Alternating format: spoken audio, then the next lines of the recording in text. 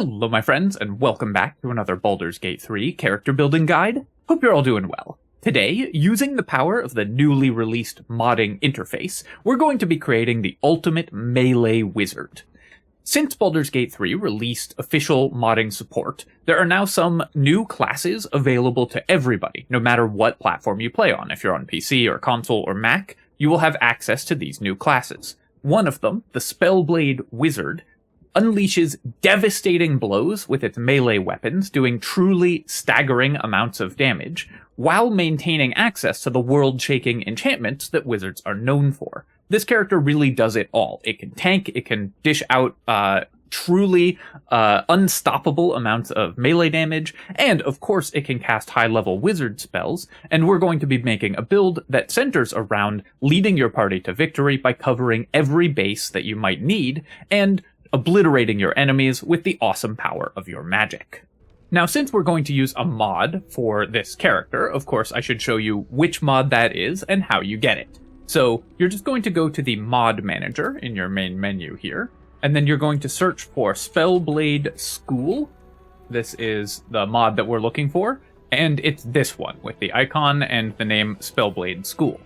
When you install the mod, you will then just click the enable button, and then you should be able to use the mod without any problems. It has both English and Chinese versions of the mod, and it's safe to add to an existing save. When you launch the game will prompt you to disable the mod if you are trying to load an existing save with it, but I haven't encountered any issues after adding it to existing saves. Once you've done that, it has no other requirements, and you will be able to level up your character as a Spellblade Wizard.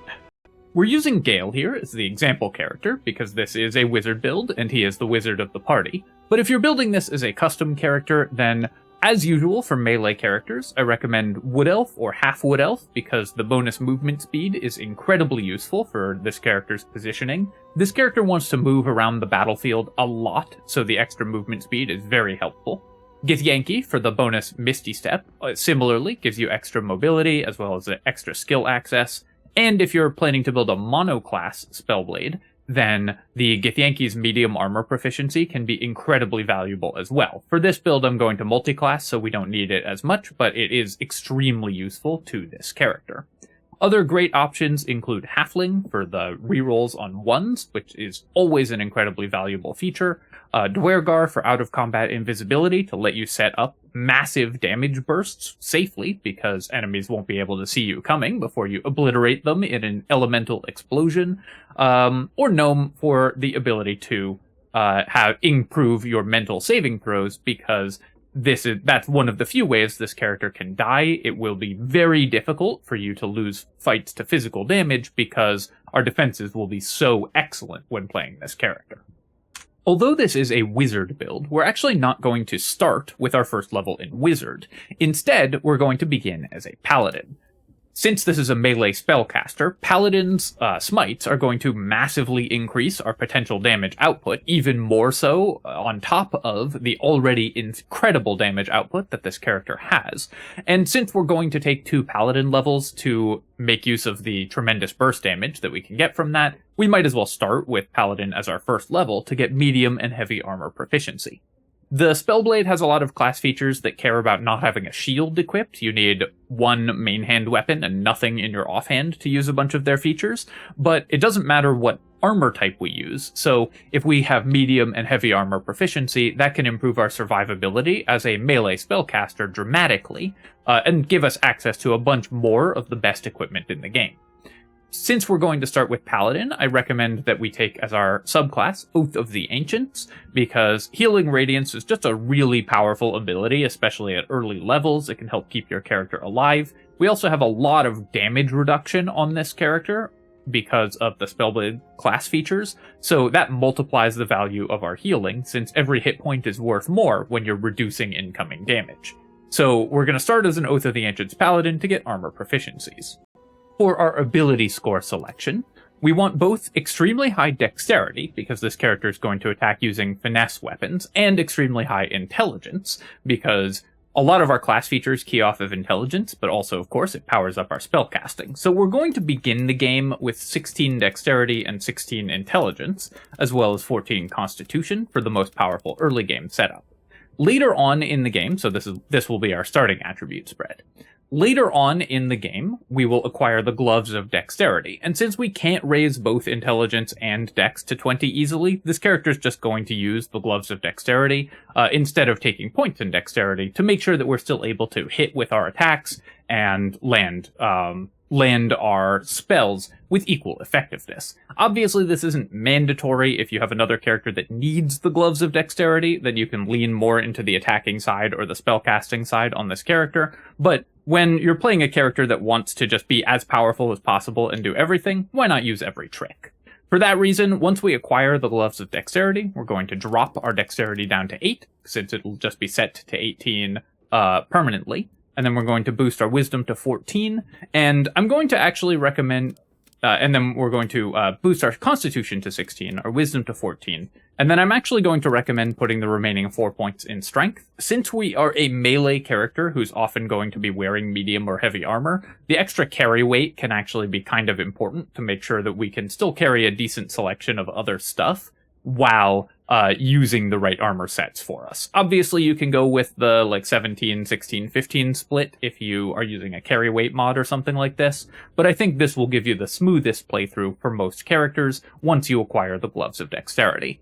For our skill selection here, there's basically nothing that's important to this character. You likely will not be the party face with 8 charisma, so it mostly doesn't matter what abilities we select. You can take athletics just to give yourself a slightly harder time being shoved. You won't be shoving enemies frequently, but athletics is also used to resist shoves. So that's the only one that will really be relevant for skills. Otherwise, your skills are more or less just whatever you want for the flavor of your character. That's it for level 1. Let's go ahead and move on to level 2. At character level 2, we're going to immediately multiclass out of Paladin and go back into Wizard. We could take a second level of Paladin in order to get access to smites as soon as possible, but I actually prefer getting our Spellblade features as quickly as possible, because I think they're, in fact, better for the early game than Divine Smite, which should tell you just how incredibly powerful I think this subclass is. I should say that this subclass is not super balanced, so it is definitely more powerful than many of the other classes in the game, so you should play this if you're looking for an extremely powerful and fun character, but not if you're looking for a really difficult challenge on your way through Honor Mode. For our cantrip selection here, we are going to take Ray of Frost, because that is the best combat cantrip in the early game, and then we're going to pick up Minor Illusion, critical for just about every party to have access to, because you can pull enemies into groups, pull them out of position, where you can then obliterate them with a single swing of your elementally charged sword, or group them together in order to blast them with a gigantic AoE fireball or wall of fire. For our third cantrip, we're going to take Blade Ward. This character is a melee character, so if you get surrounded by enemies, being able to Blade Ward yourself and cost them a lot of turns, in combination with the tremendous amount of damage reduction available to this character, will really help power up your melee abilities and make it much easier for you to tank, even in situations where things are going bad. Don't use Blade Ward as a mainstay action in combat. Use it if your character's out of position and needs to survive a turn for allies to get to them. For our spell selection here, we are going to go ahead and grab Shield. This character gets extra reactions, which makes Shield already one of the very best spells in the game, even better for this character, because we can use it in addition to other reactions. And then we're going to make sure we have Longstrider and Enhanced Leap available to our party. These ritual spells are incredibly important to melee characters, of which this is one, so being able to self-cast them makes you much more independent than a lot of other melee characters. Magic Missile and Grease, both really important, and we're going to pick up Chromatic Orb. For our prepared spells at this level, ignore the prepared spells from the spells from higher levels. Those are just ones that Gale happens to know in this save, because he's learned them from scrolls.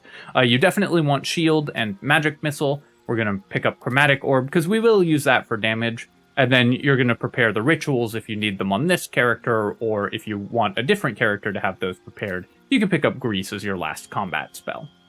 That's it for level 2, so let's go to level 3. And at character level 3, we get to select the Spellblade Wizard. You know the mod is working, of course, if you hit 2nd level in Wizard and are able to select Spellblade as your subclass. You'll see 9 possible character classes here and can pick the Spellblade. Spellblade gives us a bunch of things that normal wizards don't get, in addition to all of the spellcasting abilities that normal wizards do get. Firstly, we get some proficiencies. We get proficiency in rapiers, short swords, and scimitars, as well as light armor. Now, of course, we took a level of Paladin, so we already have weapon and armor proficiencies, but if you were to take this monoclass character, it gives you proficiencies in some armor types and weapon types that you'll probably want to use. Secondly, we get a unique spell and 2 unique abilities. Firstly, we get Mind's Eye. This gives us advantage on all opportunity attacks that we make. So anytime we make an attack of opportunity, we have advantage on it, the same as the Sentinel feat.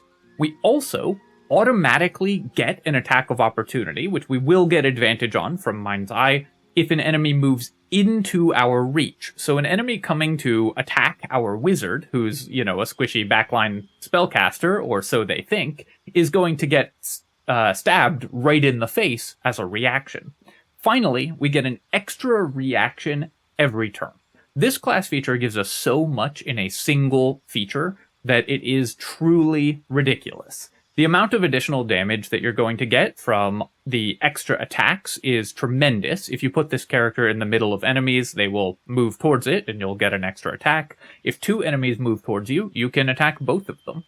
In addition to that, you can make attacks of opportunity and cast shield in the same round, for example, or use our other class feature and cast shield in the same round, making this character incredibly tanky and difficult to kill. In addition to all that, the extra reaction gives us all the things that extra reactions would normally get. Shield, counterspell, we can use multiple times per turn, and all of our extra opportunity attacks as well. This character doesn't get extra attack, but you're probably going to be making as many or more attacks than other martial spellcasters, because you can make so many attacks with advantage, with reactions, and all of those attacks will be made with advantage, so you're going to critically hit on a lot of them. Perfect, by the way, for Paladin Smites.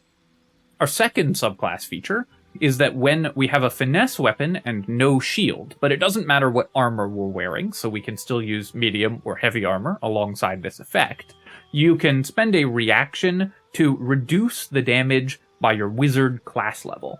Our wizard class level at this point is only 2, so it's not a tremendous amount of damage reduction at this level, but as we level up, reducing the enemy incoming damage by 10 or so is going to be huge. It's basically half the effect of an Abjuration Wizard applied as a reaction, so it's obviously worse than an Abjuration Wizard's Arcane Ward, but does a surprisingly good imitation for a character that also gets all of the offensive bonuses that the Spellblade Wizard gets, which makes us both an incredible tank and an incredible damage dealer.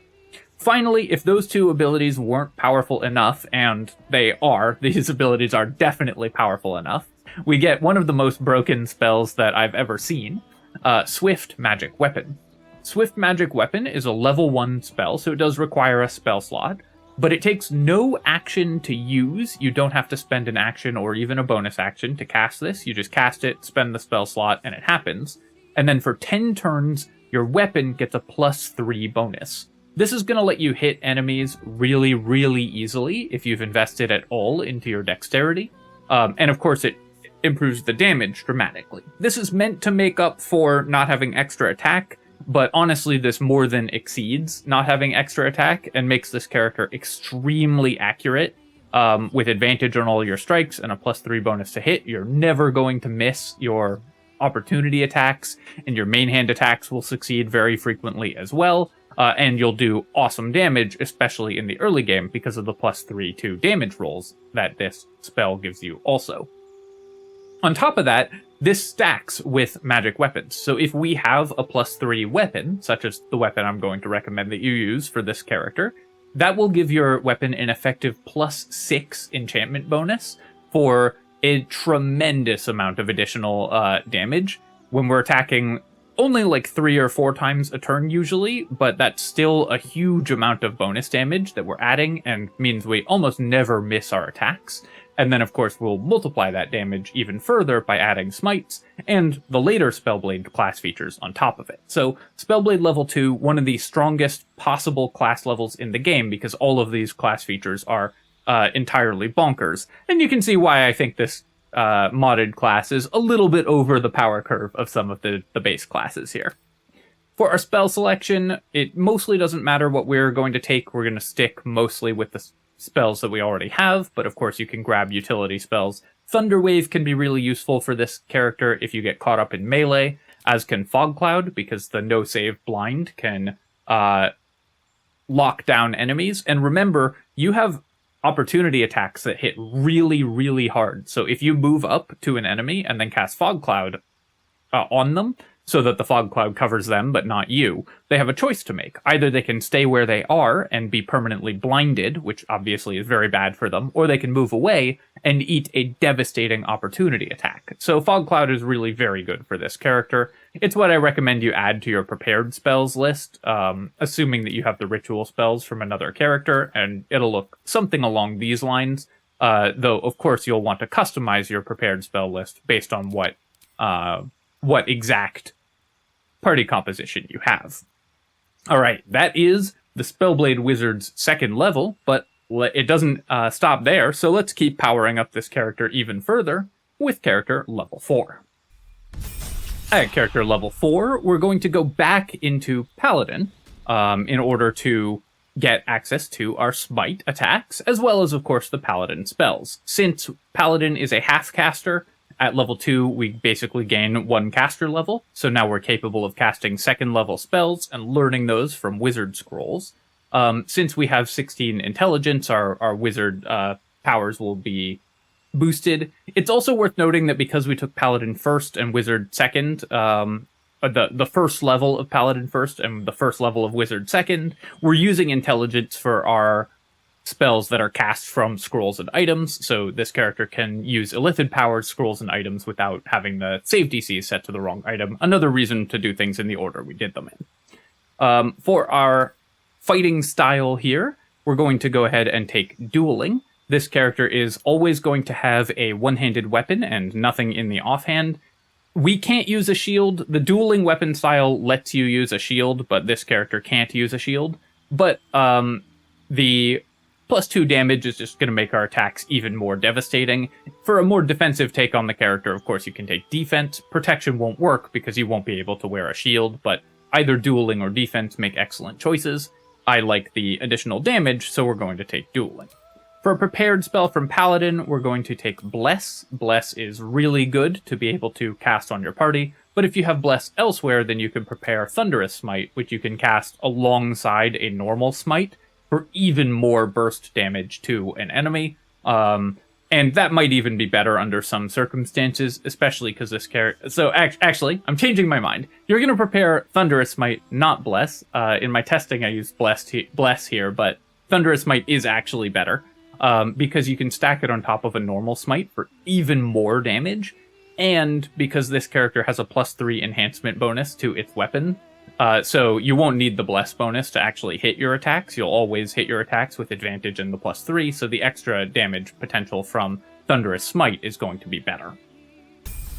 At character level 5, we're going to continue to level in Wizard, and we're going to pick up some more spells. Now, of course, what spells you select when you level up here are going to depend on what scrolls you have found up to this point. Basically, you're going to pick spells that you don't have scrolls for and haven't been able to learn yet. But some ones that are really important to keep an eye out for are Cloud of Daggers and Flaming Sphere. The Flaming Sphere can distract enemies, and Cloud of Daggers is no saving throw damage, which is very helpful. Good thing to concentrate on while you're also just beating enemies down with your weapon attacks. Other important spells include Misty Step and Hold Person, because Hold Person lets you, as a melee character, lock down an enemy with paralysis, and then either in a subsequent turn or with like a hasted action or a bonus action of some kind, get a guaranteed critical hit against them, which obviously with smite attacks, which this character has, do devastating damage. So important level 2 spells to either learn from scrolls or as you level up are Hold Person, Misty Step, Flaming Sphere, and Cloud of Daggers. At character level 6, we're going to take our 4th level of Wizard, At this point, we will have access to 3rd level wizard spells learned from scrolls, so we now can learn really important spells like haste. And we also, of course, get a feat. For our feat, at this point, you should probably have the Gloves of Dexterity or be close to grabbing them, so we're going to take an ability improvement and boost our intelligence up to 18 here. You could also take Alert. This character will probably want Initiative gear because we're only going to get 2 feats, so we want to hit 20 Intelligence. So this character is going to use the Gloves of Dexterity and some Initiative gear to hit maximum Dexterity rather than have Alert. But Alert is never a bad choice. Other good options, of course, include Warcaster. This character is going to be in melee a lot, and so will maybe need to maintain concentration. So if you are doing a more utility-focused version where you're not casting spells with save DCs, then that's always an option. But honestly, just boost your intelligence. You will never be sad about it. It gives you better spell casting, and this character's whole strength is that it does both incredible melee damage and incredible spell casting. At this point, just go back for utility spells that you haven't managed to find from scrolls yet. So just any utility spells that you want. Things like Darkness or Web can be useful. Knock or Arcane Lock can be useful. But mostly this will just be dependent on what scrolls you haven't yet found. And of course, we're learning level 3 spells at this point as well. And then at the next level of Wizard, we're going to pick Wizard level 5, so a character level 7. And here, there's no scroll of Counterspell in the game, so make absolutely certain that you learn Counterspell. One of the extremely powerful strengths of this character is that you can Counterspell twice in a round. You have 2 reactions, so you definitely want to know Counterspell, because you have excellent spellcasting and multiple reactions. You can Counterspell and shield, you can Counterspell and finesse weapon parry. We're also a level 5 wizard, so now if we use a reaction to reduce damage, it reduces it by 5.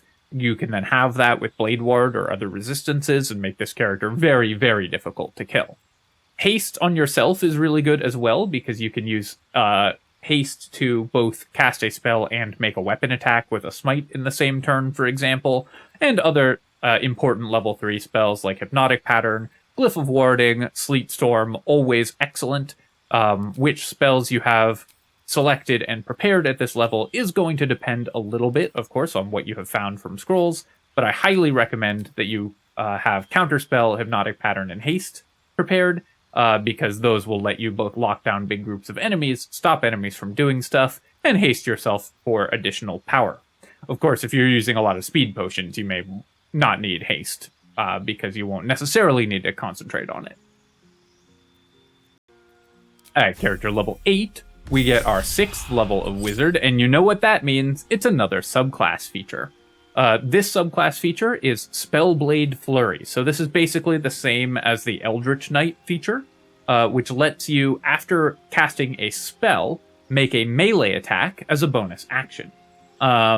This is really good for this character. Obviously, we have some good bonus actions already, but this lets us both cast a spell and make a melee attack in the same turn. We can cast 2 spells with haste, or make 2 attacks plus a spell in the same turn, and then 2 more attacks as reactions. So while it seems at first glance like this character is falling behind in terms of number of attacks per turn compared to a martial character with extra attack, we actually mostly aren't. We have a tremendous number of ways to generate additional attacks, even if it's only 1 per attack. So on Honor Mode, we're not actually making fewer attacks than other characters, thanks to Spellblade Flurry and our multiple reaction attacks, which are very, very easy to trigger, since we get one whenever an enemy just approaches us, so we can pretty much always use that. This means that we can avoid taking too many other bonus actions, because we'll always have a good thing to do with our bonus action, but it also means that we can hold person an enemy and then bonus action attack them for the automatic critical hit, which of course is incredibly powerful. Spell selection at this level, just make sure that you've got all of the mainstays, anything that you haven't found from scrolls at this point. But also, of course, we are now a 7th level caster, so we can learn 4th level spells from scrolls starting at character level 8. At character level 9, we're going to continue to level in Wizard. Some good spells to keep an eye out for with 4th level wizard spells at this point are going to be things like Wall of Fire, Conjure, Minor Elemental, also very useful. Banishment is very good. Fire Shield is surprisingly good on this character as well, since you have a lot of ways to reduce incoming damage, so you can build as kind of a retaliation build also. But the most important one is going to be Wall of Fire, because you have a lot of opportunity attacks, so if you lock down an enemy by moving next to them, and then cast a Wall of Fire on them, it's similar to the Fog Cloud thing. They now have a terrible choice to make. Either take devastating opportunity attacks, potentially with high-level smites attached to them, or stand in a Wall of Fire and burn to death. So that's the most important level 4 spell for this character. At Wizard level 8, we get our second feat, and of course we're just going to take an ability improvement to hit 20 intelligence. We also can now learn 5th level wizard spells from scrolls, but let's make sure that we are picking up our utility spells from earlier levels, and of course things like Ice Storm for non-concentration damage options. Greater invisibility is also really nice for this character, because you can make attacks while invisible, and your attacks hit really, really hard. So you can just wander in with greater invisibility and kill 1 or 2 enemies before combat even starts. So also a great option for a character like this one that does this much damage. At character level 11, we're taking our 9th level of Wizard, and some 5th level spells that you should be keeping an eye out for are going to be Conjure Elemental, incredibly important for every party, or I guess not important, but incredibly beneficial for every party. But for this character in particular, Conjure Elemental gives you a buddy who can split tanking with you so that you're not taking all of the focus yourself. While we're very, very hard to kill with this character, we do have lower hit points than a lot of other melee characters will. So being able to summon some meat shields helps with tanking. And then Hold Monster, of course, is excellent for this character for the same reason Hold Person is. You can cast it on an enemy, and then bonus action automatically critical hit them for tremendously devastating damage. It's basically playing the Paladin Swordsbard character, but you can set this up all without having to even use any items in order to generate the additional spell casting. Finally, at character level 12, we become a 10th level wizard, getting access to 6 level spells, of which the most important is probably Globe of Invulnerability. This character can also set up where you're at the edge of a Globe of Invulnerability, unable to take damage, and fighting an enemy who's outside of it, and then again, just like with the Wall of Fire or Fog Cloud examples, they have to take brutal opportunity attacks to get away from your invincible fighter. But of course, the most exciting thing about being a level 10 Spellblade is that we get the level 10 Spellblade class features, which are just as bonkers as the previous levels. Firstly, we get the Spellblade class feature. This one has a pretty misleading tooltip. So, which, you know, this mod was originally written in Chinese. The translation's a little rough here and there, so I'm just going to break it down for you what this actually does. So, when we're wielding a finesse weapon and not wearing armor, we add our intelligence bonus, and not wearing armor or a shield, we add our intelligence bonus, in this case +5, to attack rolls. So we're going to be even better at hitting our attacks. Now, that's not actually as good as it sounds. Obviously, it's a very good bonus, but this character won't be missing attacks anyways, because we have that free +3 from our spell, and advantage on all our opportunity attacks. Secondly, though, when we're not wearing a shield, regardless of whether we're wearing armor or not, so that's why this tooltip's a little bit misleading, we add our intelligence modifier as 4 different random elemental damage types, so fire, cold, acid, thunder, lightning, etc. We're going to add our intelligence modifier 4 times for each of 4 random damage types. So that's plus 20 damage on every single attack, because our intelligence is +5, plus 24 if we have the mirror bonus to increase our intelligence even further.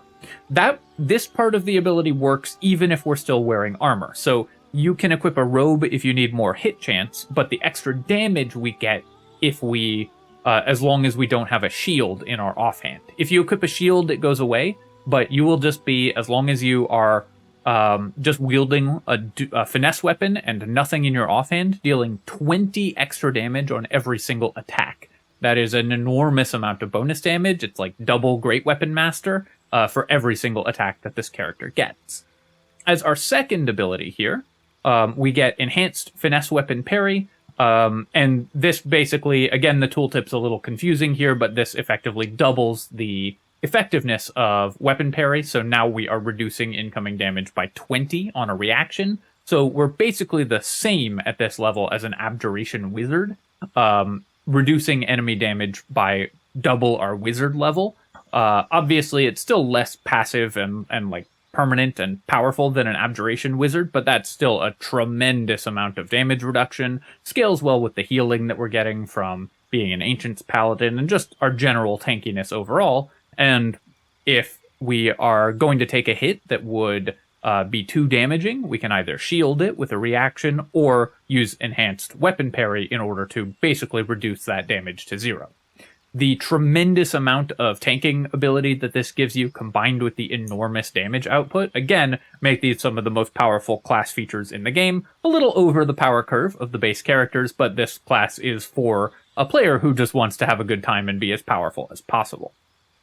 For our spell selection at this level, we're just going to go ahead and grab whatever we need. Obviously, the most important thing is that we now have access to 6th level spells, which we can learn from scrolls. So make sure you learn things like Chain Lightning and Globe of Invulnerability. Often your spell slot will also just be for conjuring Myrmidon, but Globe of Invulnerability is the most important 6th level spell. Alright, that is our Spellblade Wizard in all its glory, but this character also benefits tremendously from some of the most powerful items in the game, so let's talk about how to make that even better. For items for this character, we can power up our character dramatically with access to some of the very most powerful items in the entire game. This character benefits from a lot of the most broken item combos in the game, and also is the best user for one of the most powerful weapons in the game that actually doesn't often have a home on a lot of characters, so it's great that we get to use it in as incredible a way as this character gets to. Firstly, the weapon that you want to use, we're going to need a finesse weapon throughout the entire game in order to activate our bonuses and make sure that we're tanky. And so we're going to be just using whatever the most powerful rapier, scimitar, or dagger is available to us throughout the early to mid-game until the end game when we get access to the Duelist's Prerogative. The Duelist's Prerogative is just the best in slot weapon for this character by a landslide, giving us a 3rd reaction, and this does stack. So you will be able to make 3 opportunity attacks in a round, cast multiple counter spells, reduce incoming damage, shield more and more attacks. The amount of battlefield agency this weapon gives you is tremendous. This is a ludicrously powerful weapon that a lot of characters can't use because the empty offhand requirement are sort of tough for a lot of builds to meet, but this build needs it anyways, so the Duelist Prerogative is ridiculous for us.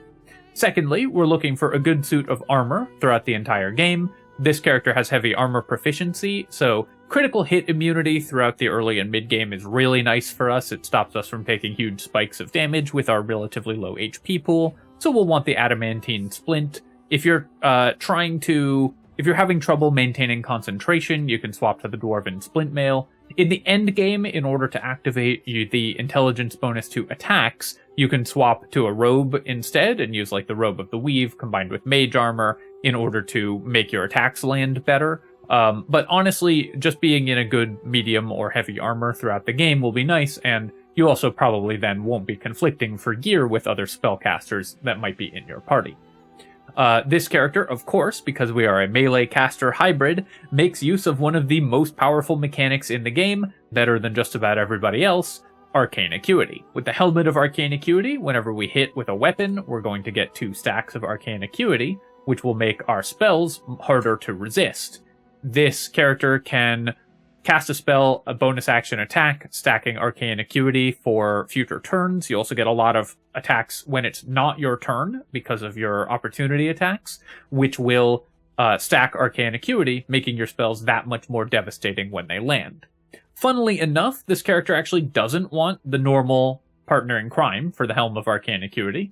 the Band of the Mystic Scoundrel, because rather than attacking with our main action and then casting a spell with our bonus action, we're going to cast a spell with our main action and then attack with our bonus action. So we kind of have the Band of the Mystic Scoundrel just built into this character already. Other good items for this character, we want to improve our initiative a little bit, so anything that improves our initiative is good. We'll have 18 dexterity, but more initiative is really powerful, so items that boost our initiative and spell save DCs, like the Fistbreaker Helm, are good. Conflict with the Arcane Acuity slot, but anything that does either an increase to your spell save DC or an increase to your initiative is very good for this character. Items that improve our critical hit chance are awesome because we're making smite attacks, so you can use the Deadshot, for example, as your bow. If you're using the Duelist Prerogative, that gives you a pretty solid chance to critically hit, especially since so many of our attacks are made with advantage. Also, items that just boost our damage per attack because we're making a lot of attacks. The Helldusk Gloves are perfect because we use both the attack rolls and save DC components of the Helldusk Gloves. The Helldusk Gloves tooltip doesn't say that it improves your just melee attacks as well, but they do, and they also add extra damage to all of your melee attacks. And a couple other cool items for this character. The Diadem or Ring of Arcane Synergy are really nice, because stacking Arcane Synergy will let us add our intelligence to our damage even more. In the end game, we're already doing that 4 times over, but in the early game, that's a pretty significant bonus to our damage output. And the Vivacious Cloak is awesome for us because we'll almost always be casting spells in melee, so this can give us temporary hit points, which we can then protect with our damage reduction and reaction and defensive reactions to be quite tanky and difficult to take down in combat. So we have a lot of great options for gear. This character, I've only just scratched the surface. Also, items that restore spell slots like Mark of Heshkir are really important as well for this character. But these are some of the highlights to make this broken character even more broken. Finally, it is worth mentioning that this character may be the single best character in the game to use Illithid powers, because we both attack and cast spells, so our save DCs are high, and we're making weapon attacks, so we benefit from Luck of the Far Realms and Favorable Beginnings and stuff like that, but also benefit from the Illithid powers that have save DCs. And, of course, we're always going to be concentrating on spells, so things like Concentrated Blast we can use. Cull the Weak is awesome for us. All of these effects are going to be really powerful for this character. Basically, everything that an Illithid power gives you, this character is awesome at using. So, and of course, we're attacking a lot, so Psionic Overload is great. So, this is one of the absolute best Illithid power users in the game, and uses every single Illithid power tremendously effectively. Alright, my friends, I hope that you have enjoyed this look at the Spellblade Wizard. Definitely let me know if you're interested in modded class guides like this one. This is something of an experiment for me, but if you've made it this far, hopefully it was entertaining. I'm very interested in exploring more modded characters because there's some really cool ones out there. This one's definitely on the power fantasy side more than the balanced mechanics side, but I had a blast with my testing with this character, so I hope that you will enjoy it, and it's definitely powerful enough to hang with even the strongest honor mode builds. As always, if you have enjoyed the video, feel free to leave a comment and hit like. Definitely do let me know what your favorite modded classes are as well, because I might cover them in guides, so I appreciate that also. And of course you can subscribe to my channel for more Baldur's Gate 3 builds. Definitely we'll be doing more vanilla content as well as more modded content in the future, so don't worry if you don't like mods. Non-modded stuff will definitely keep happening. We're in the middle of a weapon tier list as well. And if you have really enjoyed the content, you can feel free to leave a tip below with the super thanks or join buttons, and I appreciate people who do that very much. Alright, thanks for watching, my friends, and I will catch you next time.